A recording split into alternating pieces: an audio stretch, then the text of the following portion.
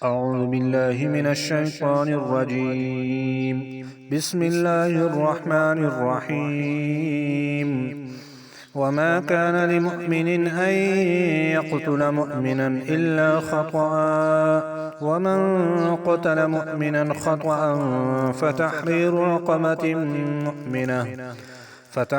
رقبة مؤمنة ودية مسلمة إلى أهله إلا أن يصدقوا، فإن كان من قوم عدو لكم وهو مؤمن فتحرير رقبة مؤمنة، وإن كان من قوم بينكم وبينهم ميثاق فدية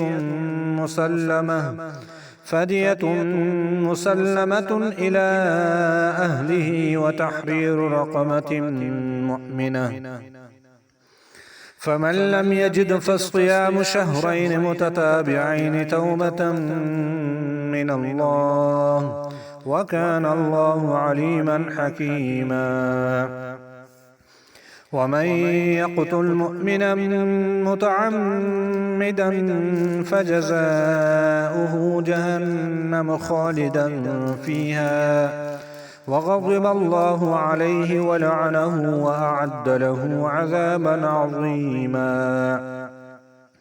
يا أيها الذين آمنوا إذا ضربتم في سبيل الله فتبينوا ولا تقولوا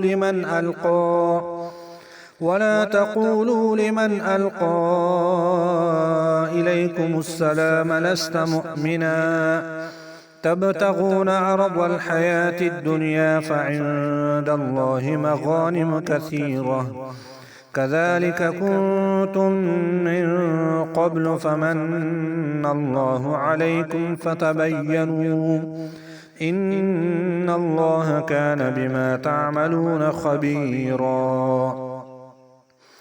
لا يستوي القاعدون من المؤمنين غير أولي الضرر والمجاهدون في سبيل الله بأموالهم وأنفسهم، فضل الله المجاهدين بأموالهم وأنفسهم على القاعدين درجة، وكلا وعد الله الحسنى، وفضل الله المجاهدين على القاعدين أجرا عظيما،